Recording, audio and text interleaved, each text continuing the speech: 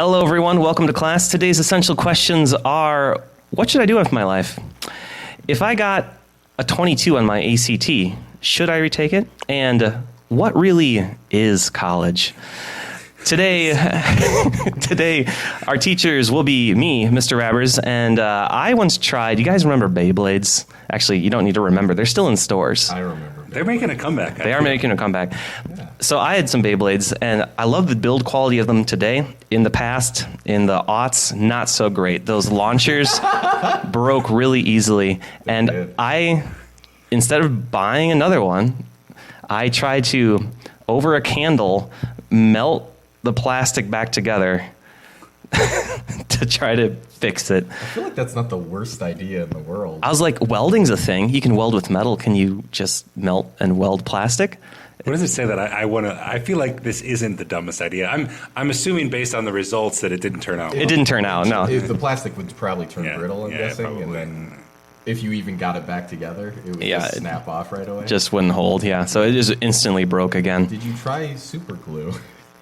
Nope. I don't think that would work either. Up next is Mr. Walter. I'm Mr. Walter, as he said. And for the longest time, several years as a child, probably at least a dozen of them, you know when someone's filling your glass and they say when? Mm-hmm, mm-hmm. I thought the proper response was to say, when. I think people do that. People do that just as a joke, yeah. But I thought it was the actual thing to say. I didn't realize that was a joke.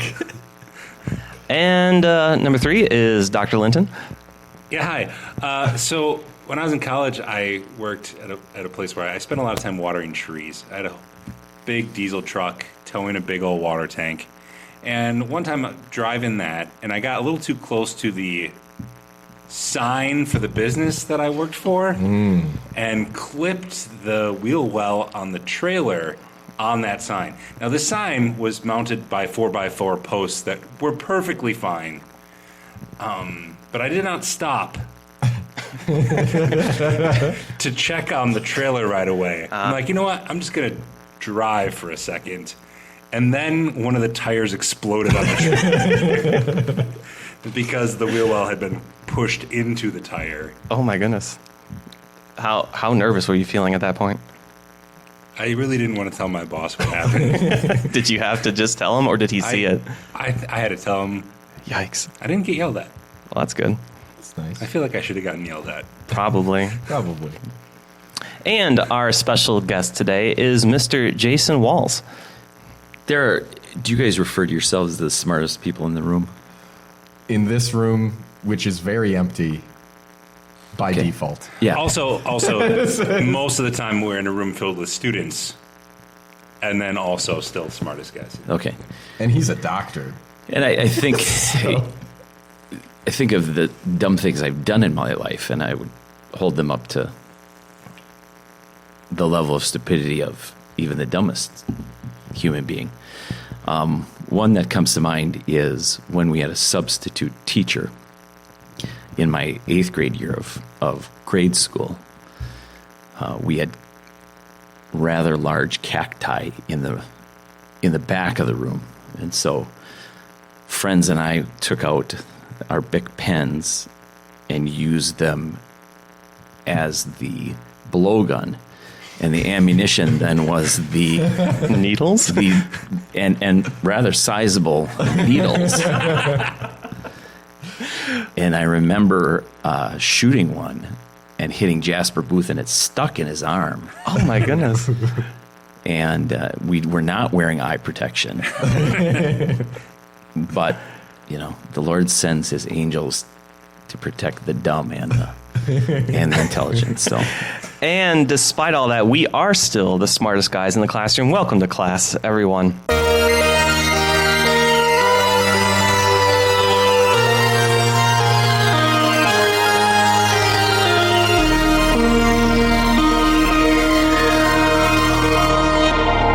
Today, we have with us the guidance counselor for the school that we all work at.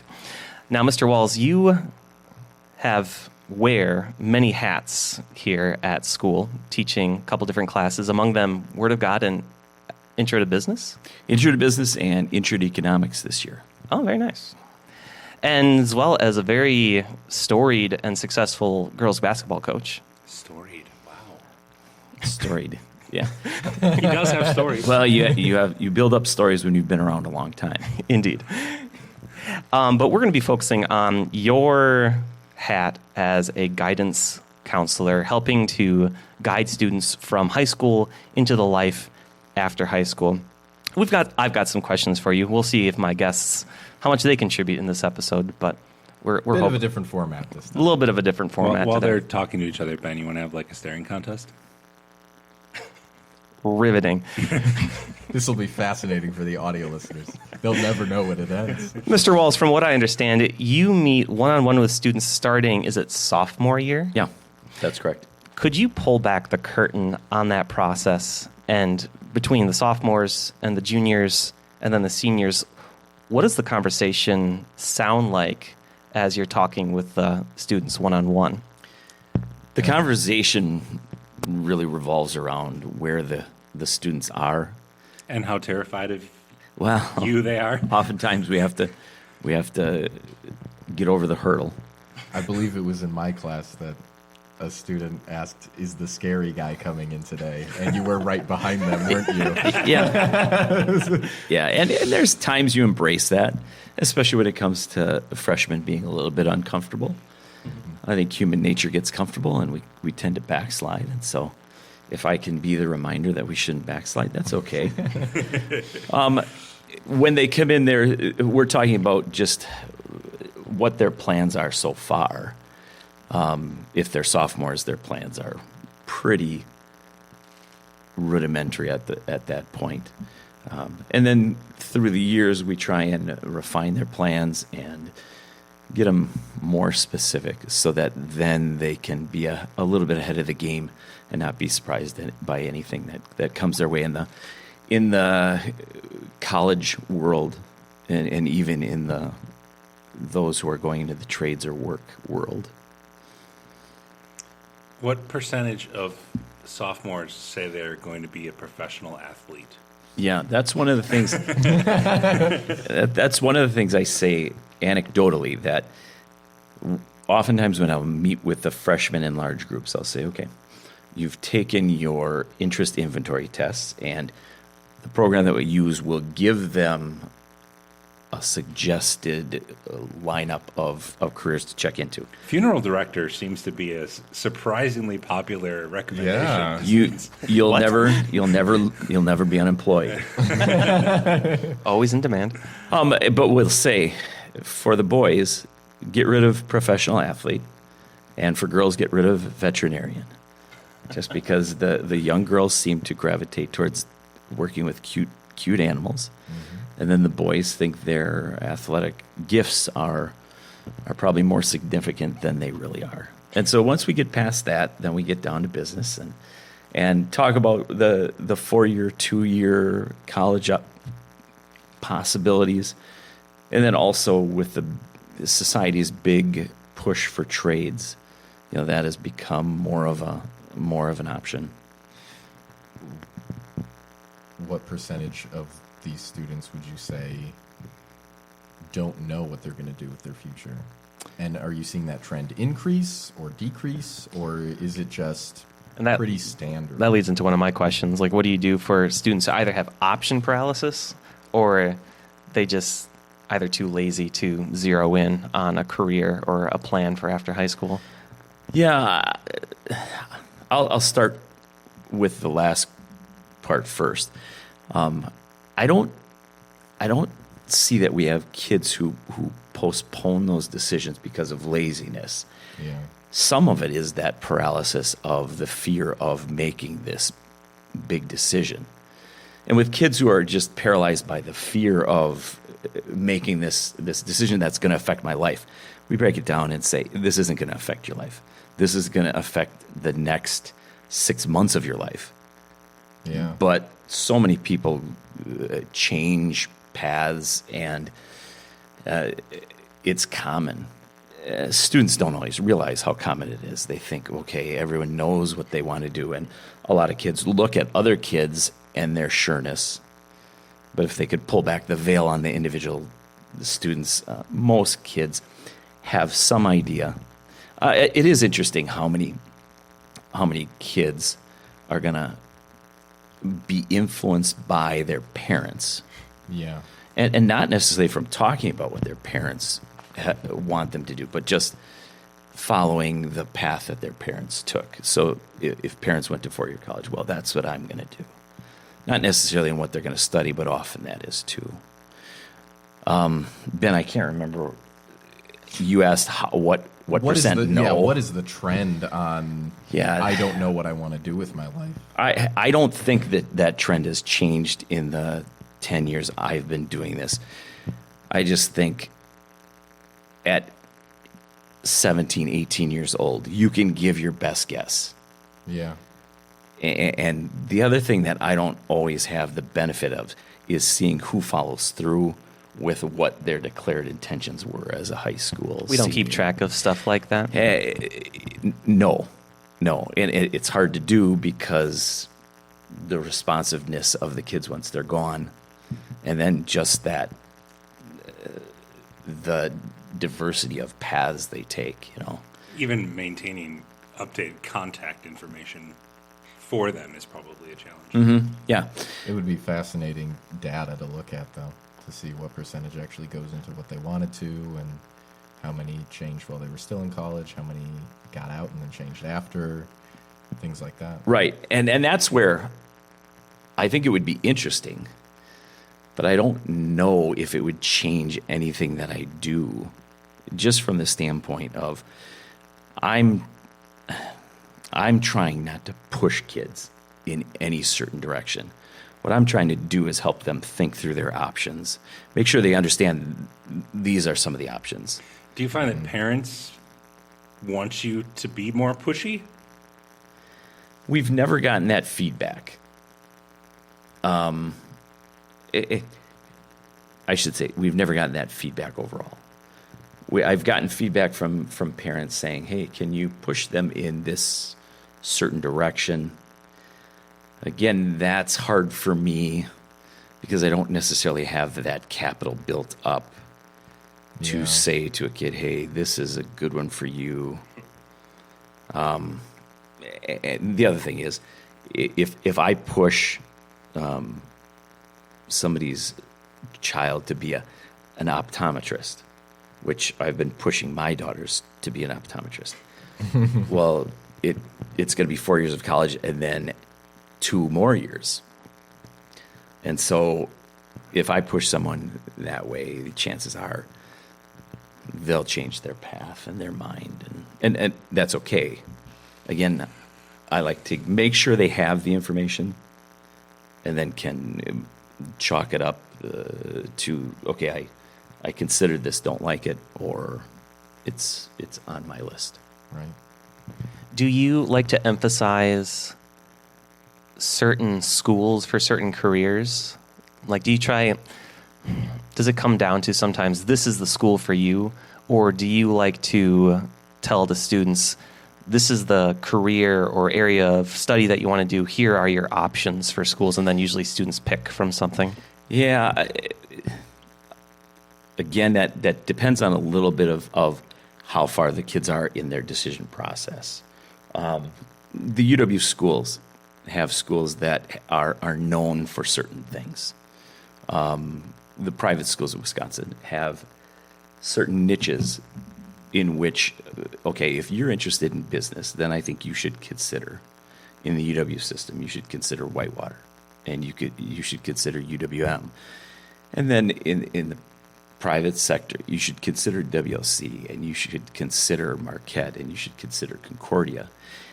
Some of that is geographical because they are in our location. And I would say those are the schools that most of our kids gravitate towards.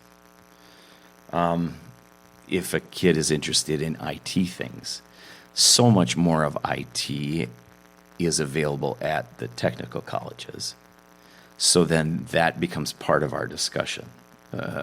if kids aren't sure they want to go to four-year college, I will suggest they check into the IT offerings at the different technical colleges, because they can get that practical certification. And with IT, it's so quickly changing that if you get into that as an occupation, you're going to have to ride that wave that's constantly changing. Yeah. My brother got into IT, and he's constantly taking tests for certifications. Right. He's constantly studying and taking more courses because that's what's required. Are the students thinking about how much college is going to cost? Is that something that's cognizant to them and that comes up in your conversations, or is that left to something else? I would say That's a future problem. And he doesn't exist yet. I would say kids are aware of it as their parents and society makes them aware of it. Lots of kids are afraid of college debt. And I think that's a good thing, fueled by Dave Ramsey. Get your education and never go into debt. I don't know that that's always possible, and I don't think it's the best choice for all the kids. I do encourage our kids, especially in their freshman, sophomore year, put cost as like the fifth concern as they're looking for school options. Simply because with financial aid, they don't know how much their parents make. They have no idea how much financial aid they're going to receive. At that point, I don't know that they know if their parents have savings set aside or if grandma and grandpa have set aside some savings for their education. So I encourage them to take a look at all of the things they're interested in. And then junior, senior year, I would say cost breaks the top five and gets into top 1, 2, or 3 things to decide on a school. This past year, a lot of our junior girls were really interested in North Carolina, University of North Carolina. And so there was, I would say, almost 10 of the kids who had it on their list. The problem with the University of North Carolina is the majority of the students they accept are from North Carolina. Right. And so then it's a smaller percentage of kids who are from out of state who get in. And that makes it more competitive and harder for kids from Wisconsin to get into, say, North Carolina. It's interesting how sometimes those classes get those weird trends where you look at the graduation thing. This year's senior class, it was nurses. Yeah. All the nurses. A couple of years ago, it was teachers, but like not MLC. It was like other schools, and there's these trends that pull Work their people. way through. Yeah, and we went through a time probably 8 years ago where people would say to me, well, I'm not going to go to WLC because it's just like KML. Well, okay, that's the thinking of 17-year-old teenagers whose prefrontal cortex is not fully developed and struggle to make decisions that have solid logic behind them. A lot of the dumb things we open our podcast with come from approximately those. Yeah, absolutely. And that's where some of it, I think social media does have an impact on what kids think about schools and then what schools they consider. And I think there's some benefit in that, obviously, because it opens them up to maybe things they hadn't thought of. I think it's an extra important encouragement for students that the debt doesn't necessarily mean as much, like you said. I was terrified of debt when I went, and it did not put me in a great financial position when I tried to pay it off as quickly as possible because I was scared of having it. So just working with what you have and taking one step at a time. And also, if everyone took Dave Ramsey's advice and didn't take on any debt, I don't think we would have any doctors. Yeah, and that's No one could afford it. right. That's one of the things we try and balance too as they come in. If a student is set on social work, or they're set on an undergraduate degree in psychology, and they want to go to Marquette. I mean, criminal justice in Marquette. Those are some ones that, you can get a degree in that, but they end up being lower paying. And if you're going to go to Marquette, it's going to be very expensive. Now, again, financial aid aside, we don't know how much that is going to be.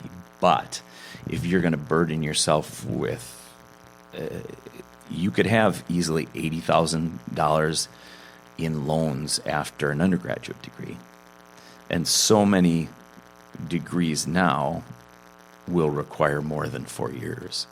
And it's those graduate school fees that get really, really expensive. And then that's where they can get buried in the debt. Yeah, that's interesting. Staying with money, would you say that more students are more concerned with how much money they'll be making after high school or after they get their degree?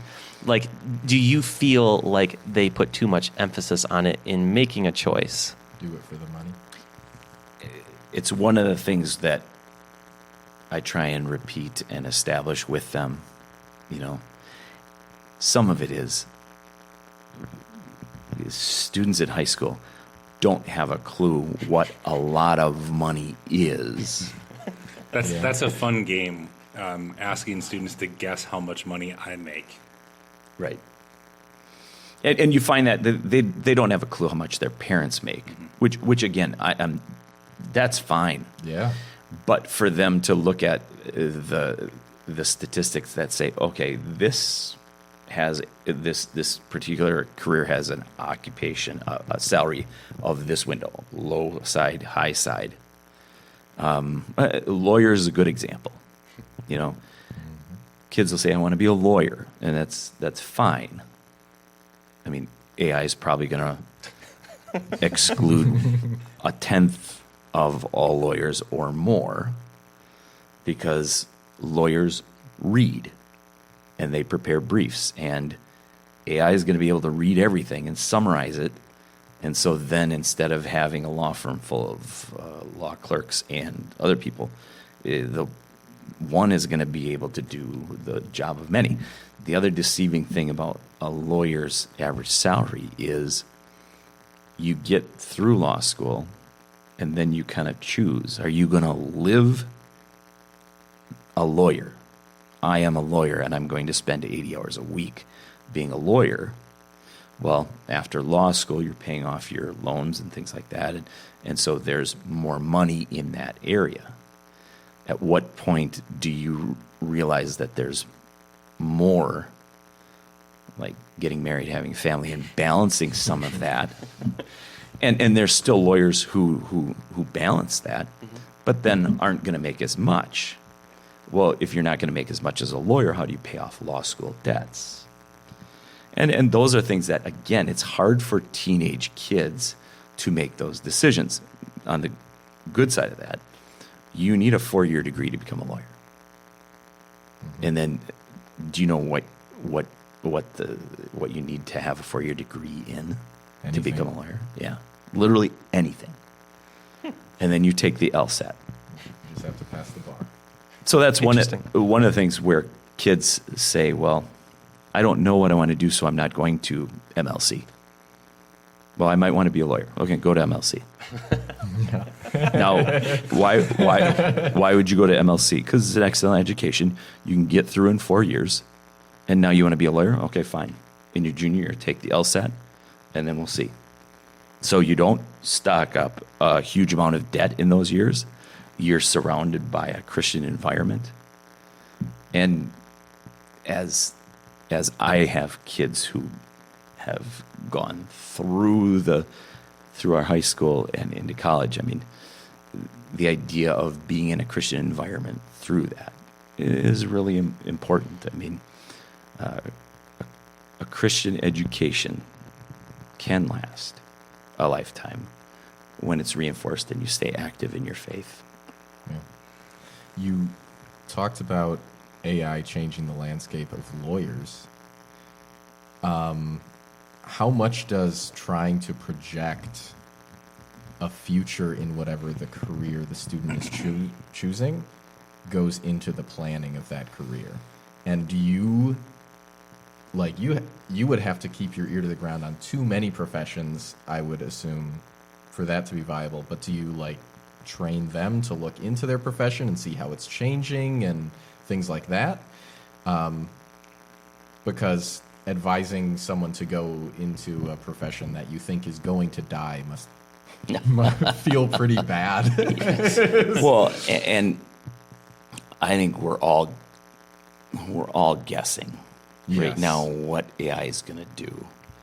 I actually just read an article today, and it says that service type industries are going to suffer. But I can't imagine that the plumbers who are working like crazy right now are going to be replaced by AI. And like this may be just pure ignorance in my lifetime. Just because AI is going to have to go a long way to be able to think on its own and then execute the plans. Now, can it be a tool in that? Mm-hmm. And I guess with AI, it's going to be a tool like the internet's a tool. Right. And so we didn't start abandoning certain parts of education necessarily with the advent of AI, of the internet, but it changed things. And I think we're still on that cutting edge where we're figuring out, okay, how's it going to change things? But I think some of that cycles back, right? Like there was a trend after the internet came out to say, why are we teaching facts when you can just Google them?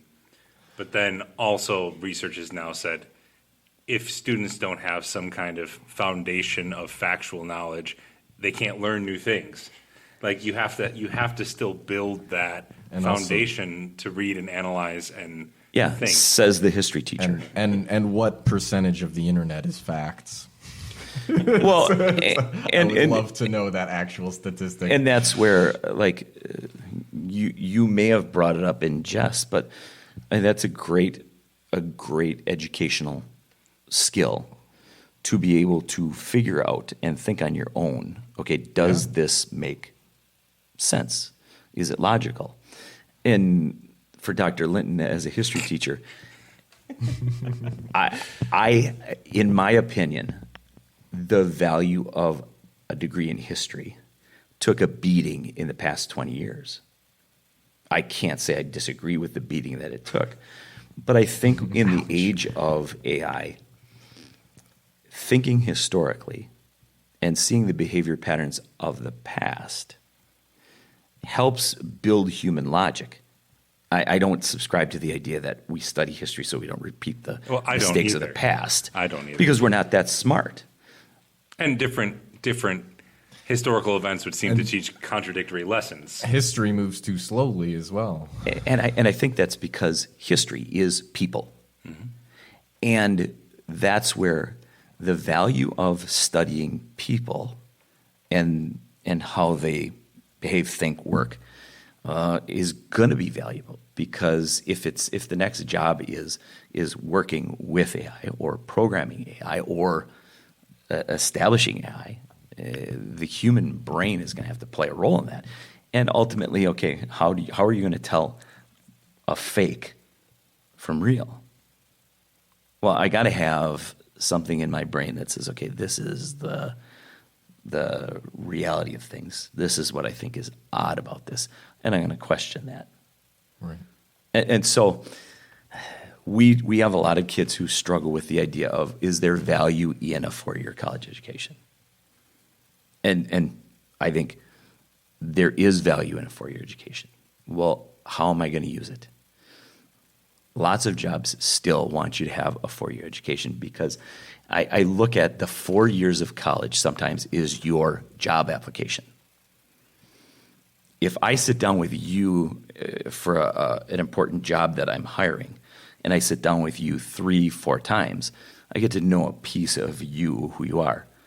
If I see that you've gone to school for 4 years and completed the tasks that it took, that means you show up and that means you're somewhat dedicated and you see things through, then that gives me a better insight to what kind of employee you're going to be.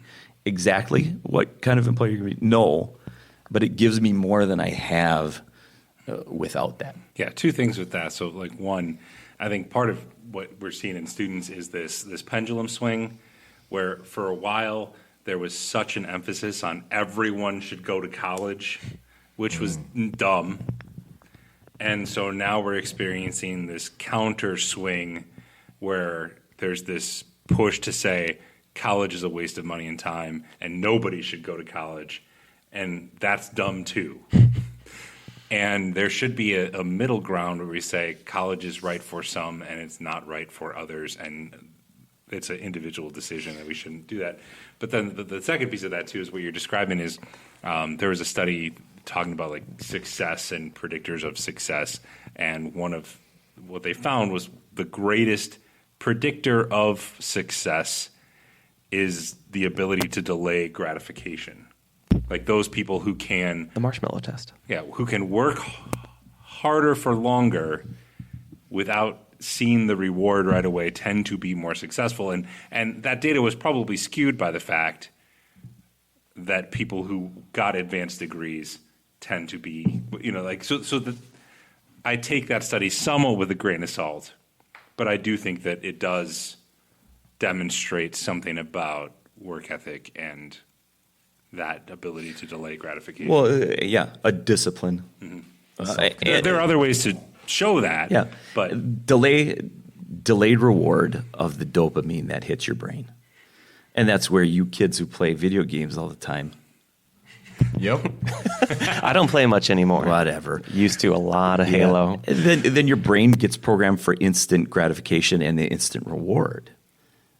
And so then it's harder to sit through a class where you don't have the instant reward constantly.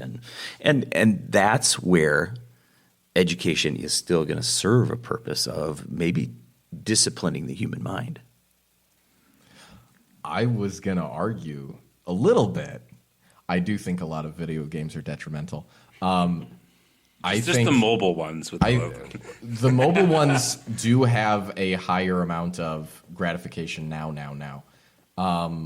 But things like that where you have to work to get better at it and you have to be willing to stick with it even though you are terrible and you are getting rolled by the other team, because eventually you will be able to roll the other team if you stick with it, is a type of delayed gratification.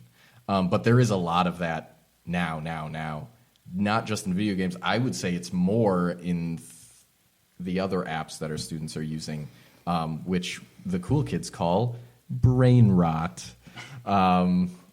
Things like Instagram and TikTok, where instant joke, instant punchline, on to the next one. If you don't catch my attention in the first 3 seconds of this video, I'm skipping. skipping. Right. Yeah.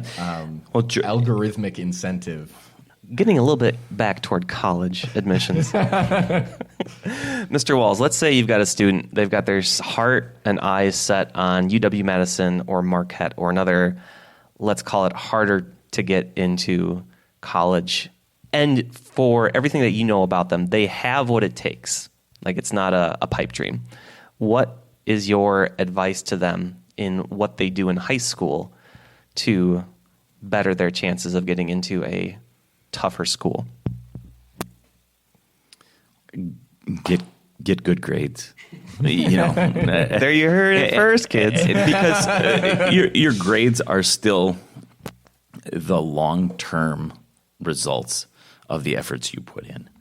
And so that's probably number one. Every school in Wisconsin is still test optional. Now, how can you increase your ACT score? Well, take tough classes, study, and get good grades. Well, that'll help me get better on my ACT. Yeah.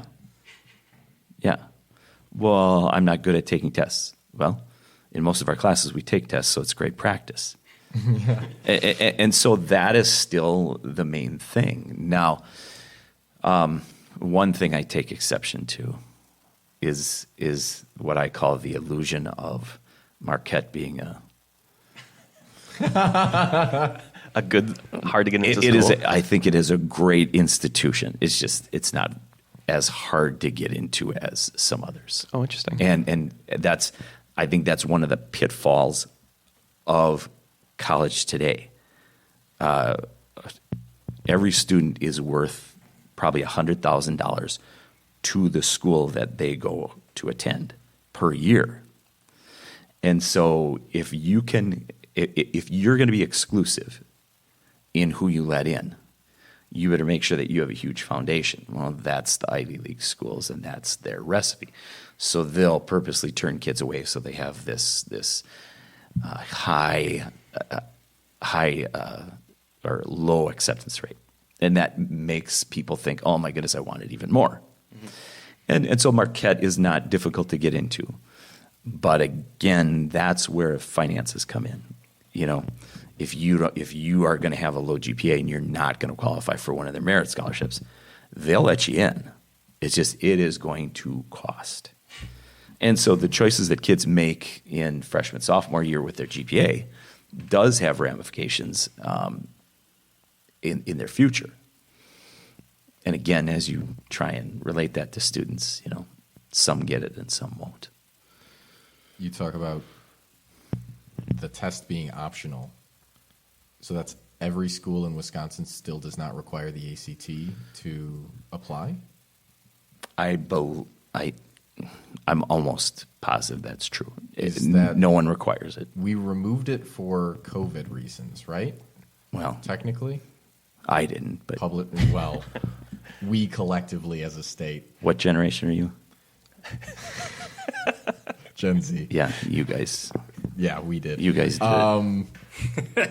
Is that just Wisconsin, or is that nationwide still what I So- would call a problem? I think it's back to the pendulum that Yeah. Dr. Linton said.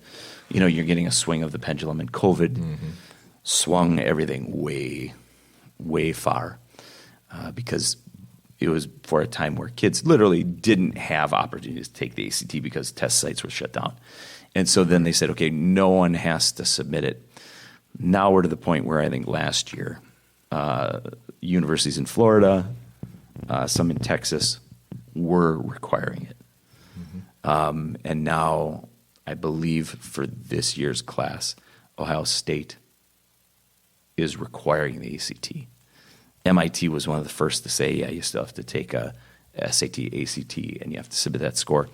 But now I think what's happening is, and Ohio State said they had, and I'm making up numbers, where they usually had 20,000 applicants. They were, you know, overwhelmed with the amount of applicants. And so one of the ways they want to cut down on the applicants that they have to read and go through and sift through is they're going to say, okay, we want an ACT score. Right. My guess is in the state of Wisconsin, you're going to have Madison at some point require an ACT because they have enough applicants that they turn applications away.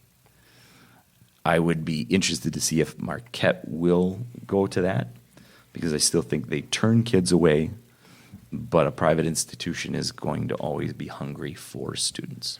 Do you happen to know, and I don't know if you can divulge this or not, what the lowest ACT score that you can remember of someone who was admitted to UW-Madison? Well, reported or they hit it. What's the difference? Well, since it's test optional, report it. yeah, all of Okay. our kids have taken the ACT throughout the time. Now they have the option of saying, no, I don't want to show you my score. Instead, they look at the GPA and things like that. We did have one student who I think got a 22 and got into Madison. But they probably didn't submit their score. Correct. Got it. And Okay. and it was a case where they only did take the ACT once, and I think it was because it just was difficult to take the ACT at that time. So if they would have taken it again, would they have done better? Probably. I mean, 57% of kids who take the ACT a second time do improve. But I would think that pendulum's going to swing back. I've seen some articles that say that the ACT is still the best predictor of college success. Now, if you want to see our students get worked up, tell them that. It's actually kind of entertaining because you say no, like, and they're like, well, no, and it's no, it does. It's not the only predictor, and you can do well in college without a good ACT score. But there is a correlation between ACT success and college success more strongly than GPA. Yeah. Yes. And that's one of the things I'll say to the kids, it's the greatest predictor of how you're going to do. If you're going to get a 36 on your ACT, you're probably going to get A's in college. If you get 15 on your ACT, my advice is that you check into a technical college for 2 years and see how college is going to be. It's less expensive. You can take fewer credits, and you can use that as your testing ground, as opposed to dropping $40,000 on room and board and tuition and books, and then flunking out with nothing. And still carrying that student debt. Correct. But without a Yeah. career to cover it. Yeah. And so, I've always used the ACT for the purposes of helping the kids. Okay, this is what your score means. Now, if you have a 19 and you want to go to the school, you'll get in. But understand, one of the reasons you're going to get in is because you're worth $100,000 to them. And that's a pretty strong incentive for them to bring you in. What's going to happen to you as you go? Well, if you have a work ethic and you know you're going to pass, it can work out. I would imagine that trend's getting worse as more colleges start to struggle with enrollment numbers. There's probably going to be a growing trend of students who are going to get in who maybe shouldn't. And then that affects grade inflation, and the whole cycle continues. And again, that's what the ACT has made significant changes, even in the last year. There's no longer a science requirement in the ACT. Sacrilege. There's no science section at Well, all? it's optional. And so you can sign up for the ACT and you can take math, reading, and English and be done. And then the other kids will stay through the science. Now, And writing. and That writing is writing's optional. optional, yeah. But I got an email from the University of Nebraska today, and they have right in their stuff, we will look at your ACT score, and we encourage you to send your ACT score, but don't worry about the writing score. They literally say, we don't consider the writing. And it's so, it's an optional thing. And the science thing is optional because it's kind of a graph reading. And It's a data analysis section. I would say the benefit is it is somewhat logical and intuitive in science, which beaker fills up first, and then working with some numbers and measurements and things like that. But again, the ACT I think has tried to compete with the SAT. Mm-hmm. So in years past, the ACT, you had to move faster. You had less time to finish more questions. SAT was different. It was shorter, and they gave you more time per question. Now the ACT, in order to compete with the fees that the SAT and others, to become more popular, they're doing that. Because in COVID, those testing companies took beatings because you don't have kids taking their test. Well, so what are you going to do? I'm not saying they're dumbing it down, but they're making it much more user-friendly. We also see that with accommodations. It's if you can have accommodations, you probably will do better. Well, I need more time. Well, I need more time because my brain doesn't work as fast as yours. Well, if my brain doesn't work as fast, I'm not going to finish and my score is going to be lower. Right. Well, does my brain not work as fast because I'm more dim-witted? Well, then shouldn't my score be lower? Which is an interesting debate for everyone to have, as they sit at there. If it's an indication of how you do in college, if your brain is slower, so you need more time on the test, does that mean you'll do worse in college? Probably. Well, and from the standpoint of completing tests, are you going to be slower? Right. Probably. Which is an unfortunate reality. Well, Maybe you just can't carry as heavy of a credit yes, load. Yeah. Yes, and is it unfortunate? Exactly. I don't think it's unfortunate, especially in the day of a test optional. There are plenty of schools that you can get into with low ACT scores. And so, it's just one of those things that's changed. You probably see this with the College Board and AP testing. Changes a little bit. Yeah. On scores and percentage of passing, and some of that is because if I'm not going to pass, so I'm not going to take the test. Well, if you don't take the test, we lose out on the fee of that and test. And that's a product of that growing availability of dual credit options for students. Is the AP is seeing that as a threat, and so they have modified their standards to make it as easy to pass an AP test as it is to take a dual credit course, because for the last few years it's been much easier to take a dual credit course than to take an AP test. Yeah. And the pendulum is an apt comparison for so much of society, and there's another example of it. When I started teaching AP Physics, looking at this stuff, the national success rate at taking the AP Physics test was under 50%.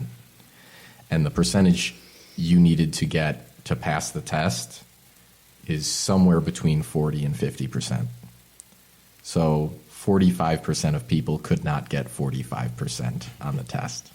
And I believe the percentage is still 45 to pass, but this year they restructured some things, and now it was up over 60, I think. I think it was 65% pass rate nationally. How'd our students do? We had a 90% pass rate. Nice. Thank you. Congratulations. And yeah, that's just, it seems strange to me that nationally improved so much because they added a full extra unit to the course. They increased the amount you had to go through in the year and somehow still increased the number of people passing the test nationally. You lower the bar far enough, a lot of people are going to get over Write an easier test. Yep. Mr. Walls, is there something you'd like to rant about for us for today? I got a lot of problems with you people.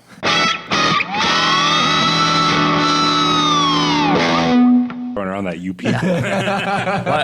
Just for the record, I looked right at Ben when I said it. Is this a Gen Z thing? Yeah. I hope so. That would be very skibbity. Yeah. Cut that. No. Probably, if you want me to rant about the college stuff, there's lots of influences for kids in the decision making process of college, and there's lots of status that goes with decisions. And I guess if I can strip the kids of their sinful pride in saying, "Ooh, I got into this place," or "I'm going to this place because I'm, wonderful or cool," or I use it as a status. And instead of looking at status, just look at what's a good fit for the individual. That would be the best. And that's hard with teenagers to get them past that status. Because UW-Madison has a certain cachet with people. It's the hardest school in Wisconsin to get admission to. And so there's a flex that kids have with getting in. And I have no problem with kids getting in. I have no problem with kids going there. But just go there for the right reason. And some of that is just go visit different places so that you can see how you fit there. One of the stories I give is a nephew of mine went to the University of Wisconsin-Madison. He was walking down the street, and his math professor walked right by him. Didn't say hi, didn't say a word. He loved it. That's why he liked Madison. The anonymity of it was great. Other kids will not like the anonymity and the bigness of it. There are studies that say, you have how many close friends in your friend circle. Well, if you go to a big university, it's not going to be any bigger than if you go to a small university or a medium-sized university, just because human beings can handle so many friendships. And so people think that, well, there's going to be great things at a big university, and there will be. But there's going to be good things for individuals at any university. And that's where the individual choice that kids make has got to fit what they do and what they want to do. So we grade your rants, and I'd give it an A. Well, I think that was the most laid back rant Yeah. we've ever heard. right. I'll give it an A. I mean, again, this is one where I would maybe split. A for content, B minus for entertainment value. Yeah. I mean, No, that was entertainment value. Well, this is a podcast. Well, and we're talking about probably the most boring subject we could ever come across. Let's talk he's about. talking about his career. Yes. Yeah. Well, we could also rant about the trades. Ooh. What about the trades? A second rant?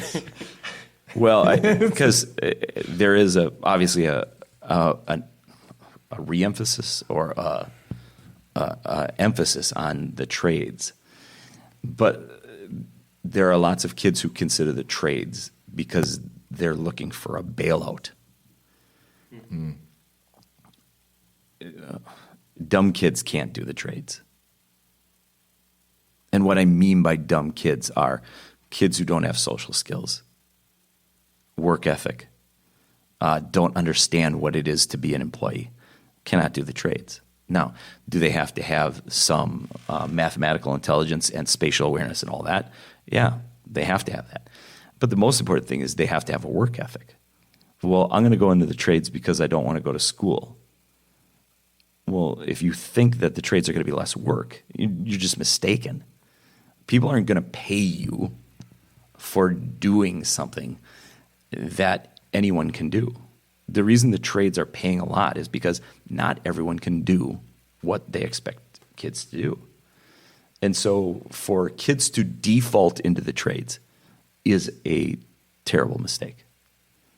And so anyone who wants to get in the trades, great.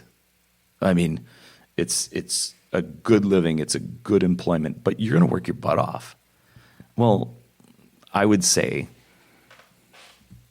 any successful worker is going to work their butt off. That's how you have to be if you're going to be successful in the workforce. You just got to show up, do what you're told. Yeah. And with the trades, you got to think on your feet too. Yeah. And so if you can't think on your feet, maybe you should go to college.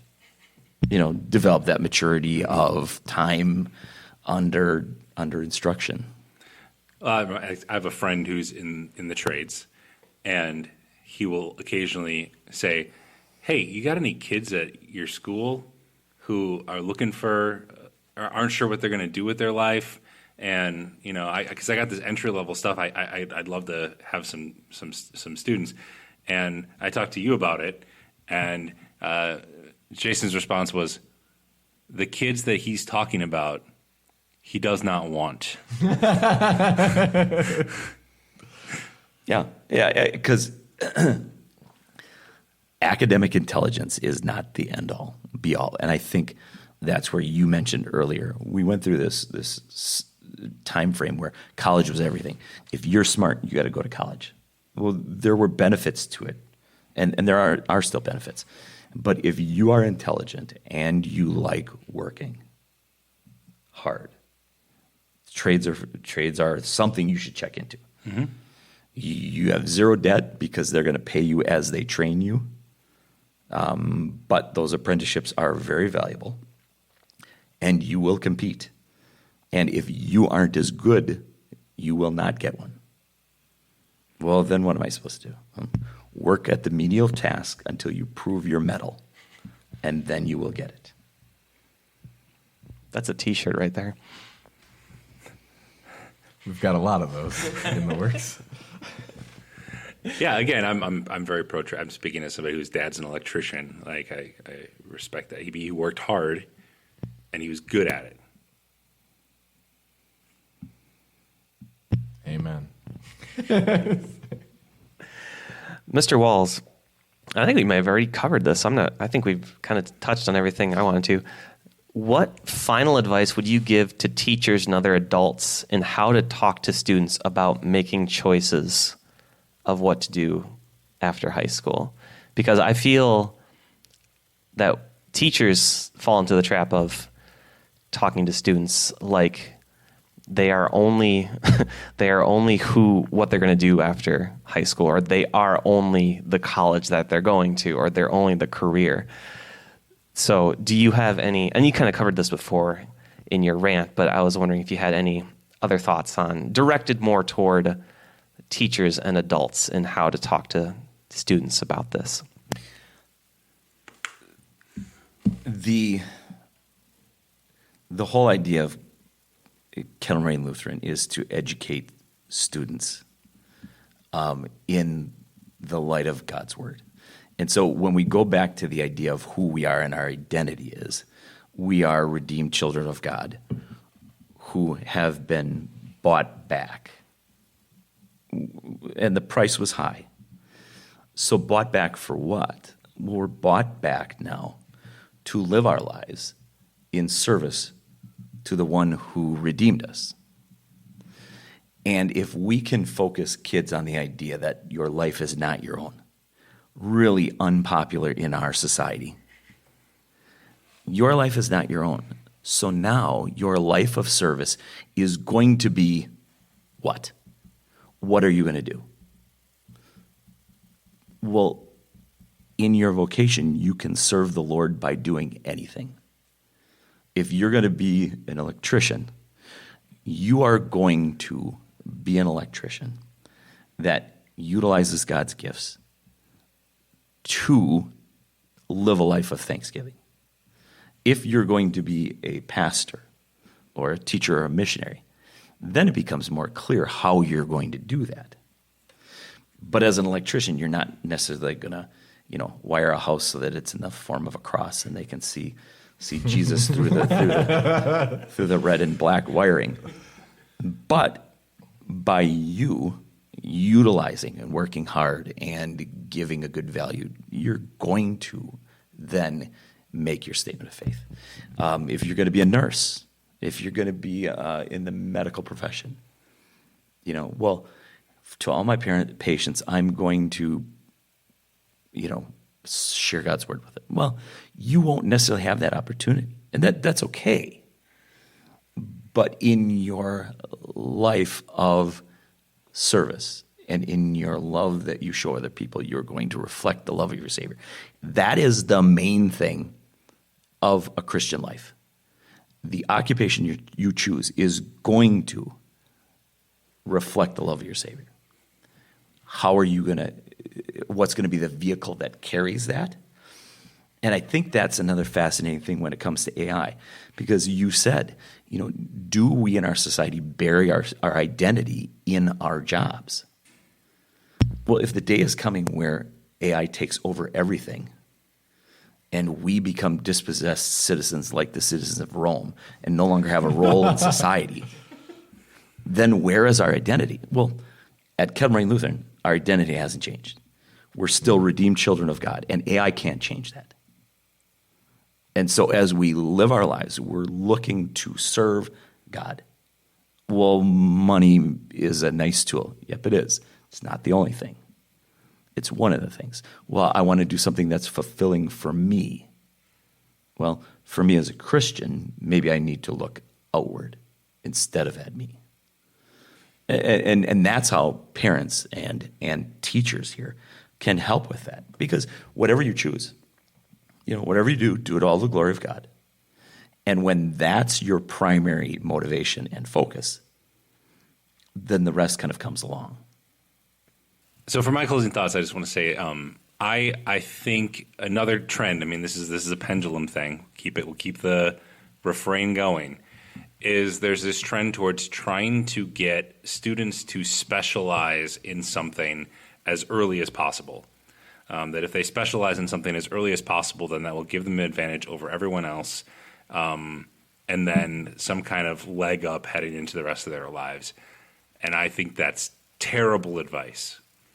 The purpose for high school is to help you experience things broadly, to have varied experiences and figure out what you're good at, how you can best serve your Lord and Savior, and then pursue that afterwards. It's all a setup for what comes next.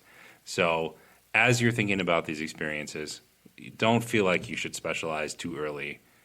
Try stuff out. Travel. Yeah, Ben. For my last time. And See some mountains, Ben. see some mountains, Ben. I'm trying. And you'll be more confident making those decisions from your experience. I liked Mr. Walls's emphasis on your life is not your own, and everything follows that. I think that's great advice. And talking about this more and trying to put that into practice as I talk to students, and then talking to my own kids, especially as they are getting older and as they start down this journey of deciding what they want to do with their life. I think that is something that you need to keep in the forefront of the conversation.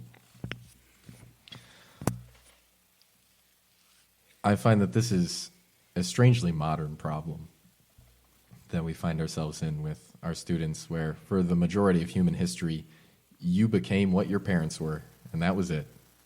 And now we are in this era of opportunity where, as trite as it sounds, you can be whatever you want to be. False. Kind of false, but also it's more true than it ever has been in history. You can True. be way more things than you ever could be. And I think that instills in our students a fear of failure, of there's all these things, I'm told I can be anything, so what if I don't become anything? And that can lead to some paralysis and some uncertainty about the future. And I think what Mr. Walls said is very important to remember, that even if you fail, you will still be everything God needed you to be. So my homework for everyone, well, not for everyone, for the children out there, go talk to 3 adults. Yes, get off your phones. You can do it. Talk to 3 adults, not necessarily ones you talk to every day, but ask them about what they do. Was it their first career? And why did they choose this career? Because I think that'll lend a lot of detail as to, okay, how are you choosing your career? And is how they chose it the mindset that you have? And how did that affect their life? And can you maybe avoid some mistakes by learning from other people's? Thank you, Mr. Walter. As we close out this episode, just a reminder that we'd appreciate a like and a share. And And this is a wild tangent, but if you remember in our last episode, we pointed out all the new Season 2 highlights. You will notice Mr. Rabbers has ditched the headset. it sounds bad. I'm sorry about the audio in the previous episode. Forgive me. Like and share and subscribe, and then maybe we can monetize this thing and get him a headset. Give me a nice headset. That works. Do you guys ever solicit like gift cards or small non-cash Nope. gratuities that people send? No. Okay. No. But I won't shake a stick at it. Okay. So people, send your gift cards.